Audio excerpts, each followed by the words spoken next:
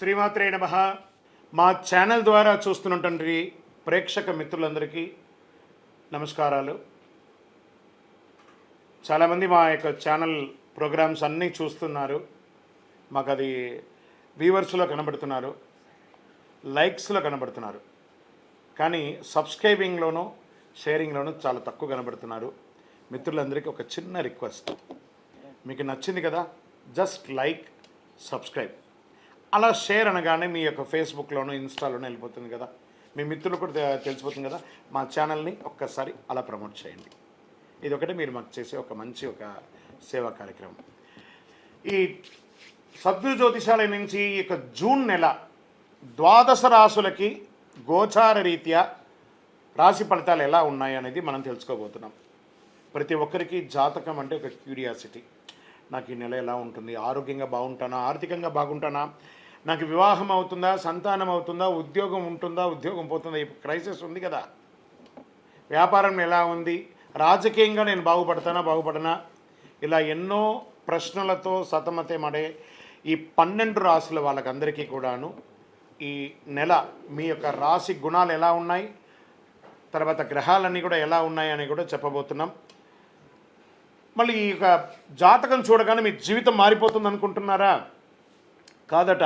మీరు పుట్టినప్పటి నుంచి ఆఖరి గడియల వరకు ఆ విధాత మీ తల మీద రాసేసి ఉంటాడు, మీకు ఇవి జరగాలి, ఇవి జరుగుతుందని.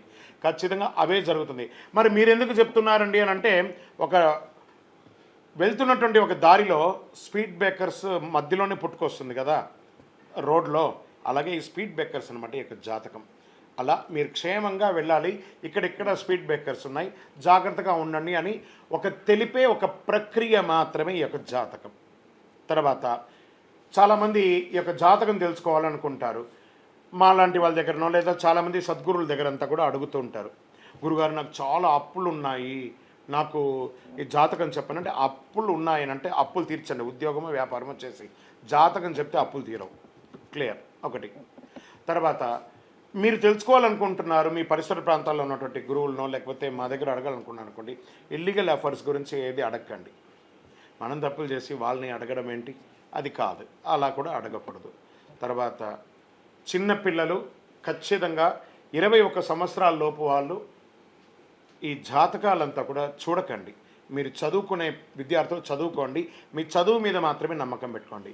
మరియు ఇంకొక రిక్వెస్ట్, 60 నుండి 65 సంవత్సరాల పై చిలుకు వాళ్ళు దయచేసి జాతకం చూడక్కర్లేదు. ఎందుకంటే 60 సంవత్సరాల్లో మీరు 60 వసంతాలు చూసుంటారు, తెలుగు అన్ని రాసుల్ని మీరు చూసుంటారు. కాబట్టి మీరు దైవానికి సమానం, కాబట్టి మీరు జాతకం తెలుసుకోకర్లేదు, మీ ఆరోగ్యం పట్ల మాత్రం జాగ్రత్త చేసుకుంటాం. రైట్. ఇప్పుడు ప్రతి ఒక్కరికి కూడా వ్యాపారం, మరి ఎవరెవరు చూసుకోవాలంటే వ్యాపారం ఎలా ఉంది, ఉద్యోగం ఎలా ఉంది, సంతానం ఎప్పుడు జరుగుతుంది, వివాహం ఎప్పుడు జరుగుతుంది, ఉన్నత చదువు ఎలా చేయాలి అనేది చూసుకోవడానికి అవకాశం ఉంటుంది. మరి ఆ గోచార రీత్యా 12 రాసులకి ఇప్పుడు మనం తెలుసుకోబోతున్నాం. జ్యోతిష్ శాస్త్రరీత్యా ద్వాదశ రాసుల్లో ముందుగా మొట్టమొదటి రాశి మేషరాశి. అశ్విని నక్షత్రం 1, 2, 3, 4 పాదములు, భరణీ నక్షత్రం 1, 2, 3, 4 పాదములు, కృత్తికా నక్షత్రం మొదటి పాదానికి సంబంధించిన మీరు మేషరాశి వారిగా పరిగణించబడుతున్నారు. ఈ జూన్ నెల మీకు శుభాశుభ ఫలితాలు ఎలా ఉన్నాయి అంటే, గ్రహస్థితి ముందు చూద్దాం.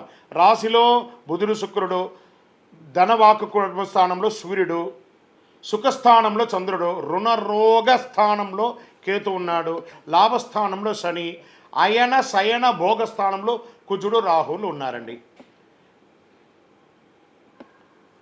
ఏ విధమైనటువంటి తటస్థమైనటువంటి సమస్యలైనా పరిష్కరించే యోధులు ఎవరైనా ఉన్నారంటే అది మేషరాశి వారని చెప్పచ్చు.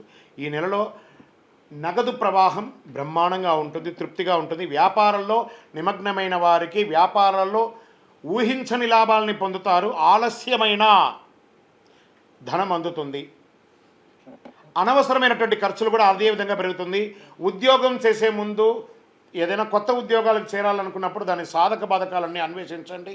దాని యొక్క లాంగ్ టైం ఎలా అంటే, ఎంట్రీ పాలసీ ఎలా ఉంటుందో ఎగ్జిట్ పాలసీ కూడా అలా చూసుకొని ప్రైవేట్ రంగంలో ఉద్యోగం చేసుకోవడం శ్రేయస్కరం. దూకుడు స్వభావాన్ని కాస్త తగ్గించండి. ప్రజాక్షేత్రంలో పదవి కోసం ఆశించే రాజకీయ నాయకులారా అద్భుతమైనటువంటి పదవి రాబోతుంది. మీ యొక్క నోరు కాస్త అదుపులో ఉంచుకోవాలి. ప్రజాక్షేత్రంలో ఉన్నవాళ్ళు మనకు పదవి వచ్చేసింది కదా అని చెప్పి ఈగో రాకూడదు. ఆ ఈ గోలో ఈ తీసేసేయండి. గో అద్భుతమైనటువంటి ఫలితాలను పొందండి. కుటుంబ సభ్యులు భార్యాభర్తల మధ్య మనస్ఫూర్తిగా మాట్లాడి నిర్ణయాలు తీసుకోండి. కూర్చోండి, ఒక చక్కగా భోజనం చేసేటప్పుడు కూర్చొని నా వల్ల నీకు, నీ వల్ల నాకేమైనా ప్రాబ్లం ఉందా, కూర్చొని మాట్లాడతామని చెప్పేసి ఎండ్ ఆఫ్ ద డే అందరూ సామరస్యంతో ఉండాలి. పిల్లలు లేని వారికి చక్కటి సంతానం అయ్యే ఒక సమయం, వివాహం కాని వారికి మంచి సంబంధాలు రాబోతున్నాయి. బంధుమిత్రులతో ఏదైనా పూర్వీకమైనటువంటి ఆస్తి తగాదాలు ఉన్నా అవన్నీ కూడా తొలగిపోయే ఒక అవకాశం. స్త్రీలు ఉద్యోగం చేస్తున్నటువంటి స్త్రీలకి ఇది ఒక మంచి అవకాశం చెప్పచ్చు. కళాకారులకి కొత్త ప్రదేశాల్లో తమ ప్రతిభను చాటే ఒక అద్భుతమైనటువంటి సమయం చెప్పచ్చు. మీ యొక్క ఆలోచనలు ట్యూన్ అవుతుంది. తొందరపాటు నిర్ణయాలకి దూరంగా ఉండండి.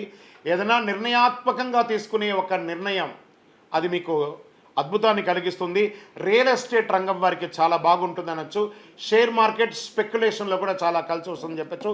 మీడియా రంగం, ఇంటర్నెట్ వారికి, టీవీ రంగం వారికి, ఐటీ రంగం వారికి ఇది చాలా బాగుంటుంది. ఇవన్నీ బాగుంది కదా. ఓకే, ఈ నెల మేషరాశికి చాలా అద్భుతంగా ఉందంటే ఒక 80% బాగుంది, ఒక 20% మిశ్రమంగా ఉంది అన్నారు. మరి ఆ మధ్యలో కూడా ఒక చిన్న బ్రేక్ వేసేటట్టుగా చంద్రాష్టమం అంటారు. జూన్ 17/6/2024 12:35 తెల్లవారుజాము నుండి 19/6/2024 11:05 ఉదయం వరకు చంద్రాష్టమం ఉంది. ఈ 2.5 రోజులు ఎవరితోనూ పేచీలు పెట్టుకోకండి, షూరిటీ సంతకాలు పెట్టకండి, వాహనం నడిపేటప్పుడు జాగ్రత్త. ఈ ఒక్క క్యార్ తీసుకోండి. ఎరుపు రంగు మీకు చాలా కలిసి వస్తుందని కూడా చెప్పచ్చు. లక్కీ నెంబర్ 4 అని కూడా ఈ నెలంతా కూడా చెప్పుకోవచ్చు. పరిహారం కనకదార స్తోత్రం ఉంటుంది చూసారా, ఆ కనకదార స్తోత్రాన్ని ఎక్కువ వింటూ ఉండండి, పారాయణం చేయండి, పూజించండి. సుబ్రహ్మణ్య స్వామి దేవాలయంలో ఒకసారి పాలాభిషేకం చేయండి. మీ వయస్సు ఎంత ఉందో అన్ని దీపాలను వెలిగించండి. ఇంకను గోచార ప్రకారంగా మీరు తెలుసుకోవాలి. మీ యొక్క సంపూర్ణ జాతకం తెలుసుకోవాలనుకుంటున్నారా, మీ పరిసర ప్రాంతాల్లో ఉన్న సద్గురువుని సంప్రదించండి. లేదా మా ద్వారా తెలుసుకోవాలి అనుకుంటే కింద ఉన్న వాట్సాప్ నెంబర్కి మీ పేరు, date of birth, time of birth, place of birth WhatsApp చేయండి. కాల్ చేయకండి. మేము చూసిన తర్వాత మీకు రిప్లై ఇచ్చినాక మీరు కాల్ చేయండి. మళ్ళీ చెప్తున్నాను, అనవసరపు ప్రశ్నలతో విసిగించకండి. విజయోస్తు. ఈ 12 జ్యోతిష శాస్త్రం ద్వారా 12 రాసుల వారికి మనం గోచార ప్రకారంగా చెప్పుకున్నాం కదా. మీరందరూ కూడా ఆయురారోగ్య ఐశ్వర్య భోగభాగ్యాలతో ఉండాలని ఆ అఖిలాండ కోటి బ్రహ్మాండ నాయకుడు శ్రీ ధర్మశాస్త్ర అయ్యప్ప స్వామి వారిని ప్రార్థన చేస్తున్నాం. మీరు తిరుపతికి వచ్చినప్పుడు మనము జీవకోన అనే ప్రాంతంలో కపిలి తీర్థానికి దగ్గరలో బ్రహ్మశ్రీ డాక్టర్ చంద్రమౌళి గురుస్వామి గారు అయ్యప్ప స్వామి వారికి 18 అవతారముల దేవాలయాన్ని నిర్మించి సమాజానికి అంకితం ఇచ్చున్నారు. ఆ దేవాలయంలో అడుగు పెట్టాలంటే పూర్వజన్మ సుకృతం ఉండాలి. అలాంటి అద్భుతమైనటువంటి దేవాలయాన్ని మీరందరూ వచ్చి దర్శనం చేసుకోవాలని కోరుకుంటున్నాం. మీకోసం, మీ యొక్క యోగక్షేమం కోసం ఎప్పుడూ ప్రార్థన చేస్తూ ఉంటాం. వందే మాతరం, వందే మాతరం, వందే మాతరం.